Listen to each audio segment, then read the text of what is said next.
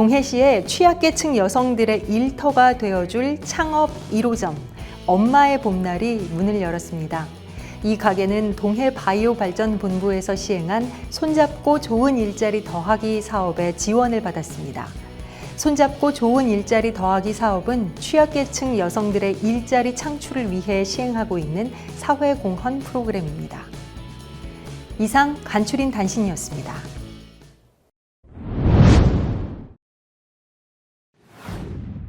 알면 알수록 더 많이 보이고 보면 볼수록 빠져드는 예술의 세계. 다양한 예술작품 감상 방법을 알아가는 시간, 줌인 예술을 읽다. 여러분은 이 그림을 보면 어떤 것이 떠오르시나요?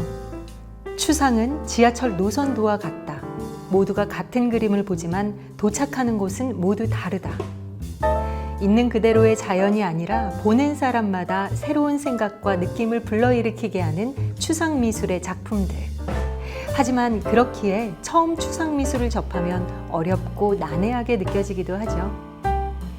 이번 시간에는 추상미술을 대표하는 작가들의 작품을 살펴보고 추상미술을 보다 재미있고 깊이 있게 즐길 수 있는 감상 방법에 대해 알아보겠습니다.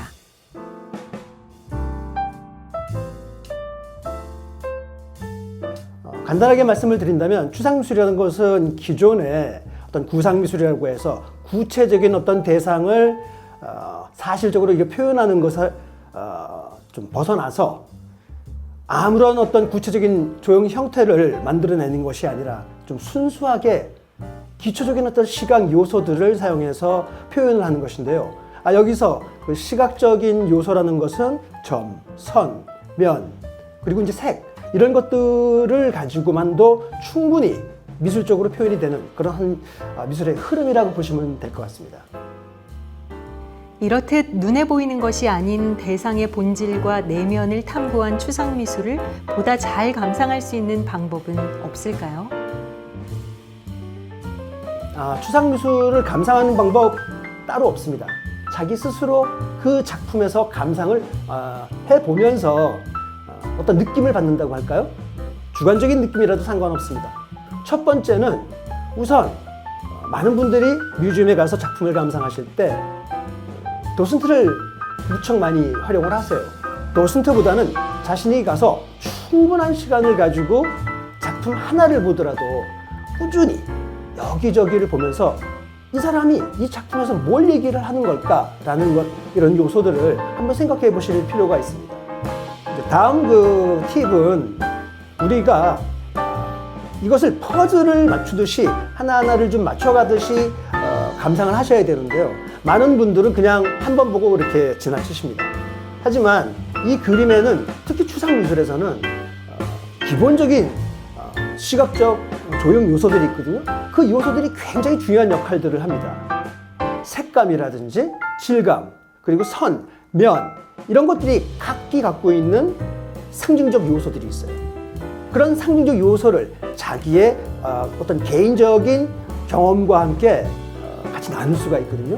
그래서 그 부분에서 좀 더 숲을 볼 때도 있지만 또 자세히 들어가서 질감이나 색감 같은 거 아주 작은 디테일에서 무엇을 나타내는지 그런 부분들을 꼭 한번 같이 보실 필요가 있다고 생각합니다. 그럼 지금부터 추상미술의 아버지라 불리는 바실리 칸딘스키의 작품을 함께 감상해 보시겠습니다.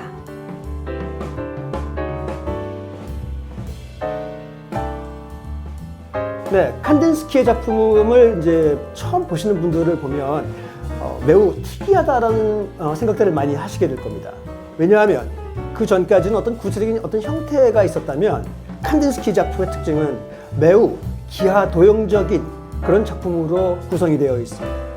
구성 A 같은 거에 보시면 동그라미, 세모, 네모, 그리고 뭐 직선, 곡선 이런 아주 기초적인 기하 도형들이 존재를 하고 있습니다.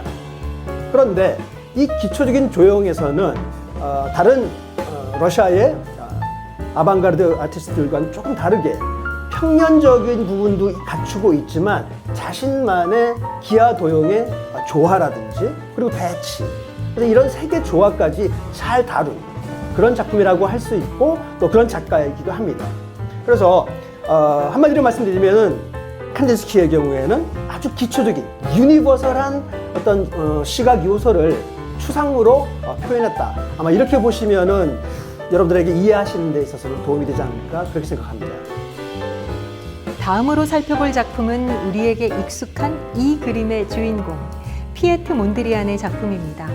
앞서 살펴본 칸딘스키의 작품을 강렬한 감정이 담긴 뜨거운 추상이라 부른다면 몬드리안의 작품은 이성적이고 질서 있는 차가운 추상이라 불리는데요. 그 이유를 함께 알아볼까요?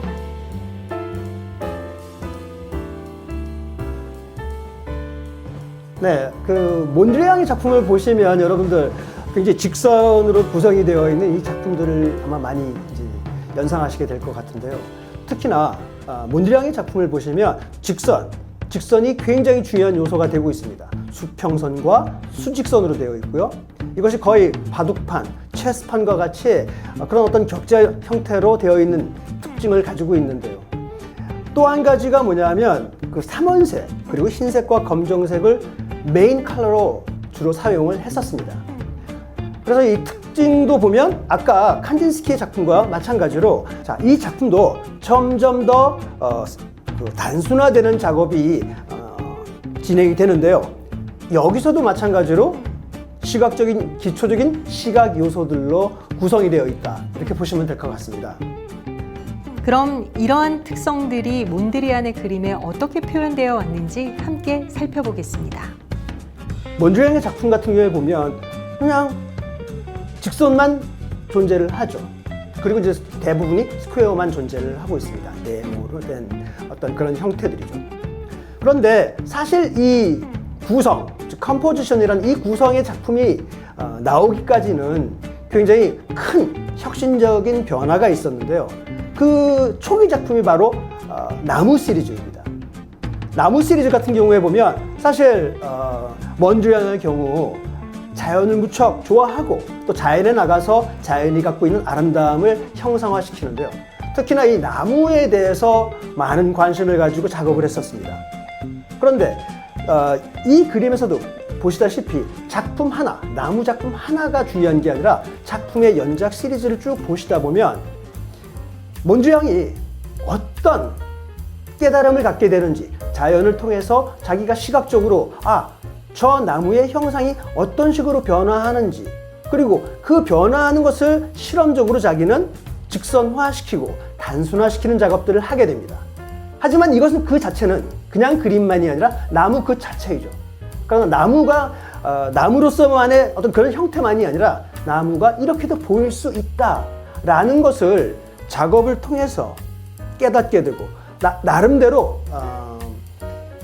몬드리안 그 자신은 어떤 유니버설한 시각적 요소를 찾아내는 것입니다.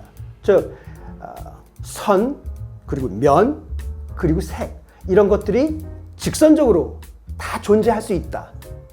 이것을 나타내는 것이죠. 물감이 마구 뿌려져 있는 이 그림들 보신 적 있으신가요? 잭슨 폴록은 대중에게 널리 알려진 20세기 현대미술 작가 중 한 명인데요. 바닥에 놓인 캔버스에 물감을 떨어뜨리고 뿌리고 흘리는 액션 페인팅 기법은 현대미술의 난해함을 풍자하는 코미디에서 흔히 활용되는 단골 소재이기도 합니다.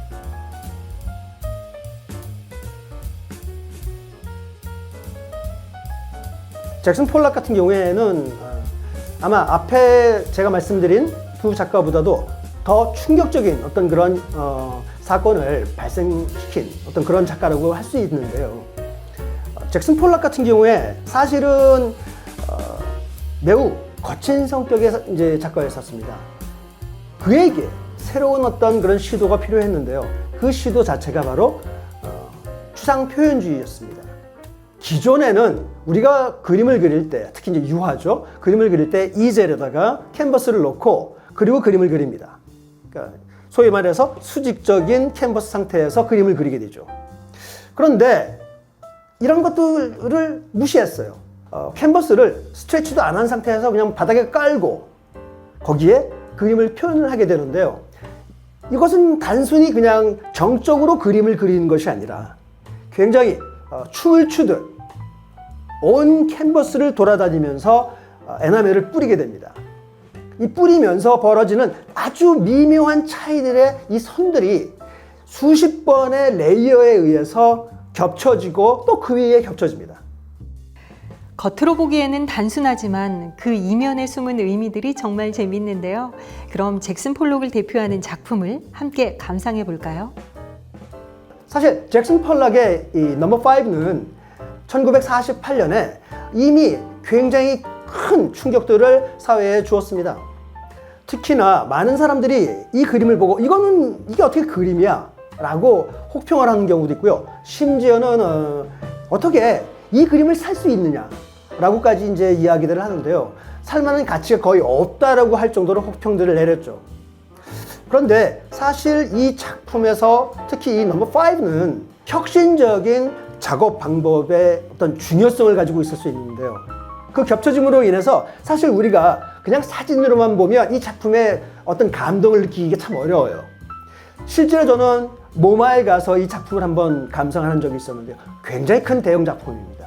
이 작품을 자세히 들여다보면 정말 어떻게 이게 사람이 자기의 손으로 이렇게 표현을 할 수 있었을까? 이런 선이 어떻게 존재를 할까? 할 정도로 굉장히 섬세한 선들의 관계가 여러분들에게 보여지게 됩니다. 여러분은 앞의 추상미술 작품들을 감상하면서 어떤 마음의 소리를 들으셨나요? 관람자가 능동적으로 감상에 참여할수록 재미가 더해지는 추상미술. 이번 시간에는 대상의 본질과 우리 스스로의 내면을 들여다볼 수 있는 추상미술과 이를 대표하는 다양한 작품들을 함께 감상해봤습니다. 알면 알수록 더 많이 보이고 보면 볼수록 빠져드는 줌인 예술을 읽다. 다음 시간에도 더욱 알차고 유익한 예술 이야기로 찾아뵙겠습니다. 오늘 내용이 좋으셨다면 구독과 좋아요, 알람 설정 부탁드릴게요. 그럼 안녕!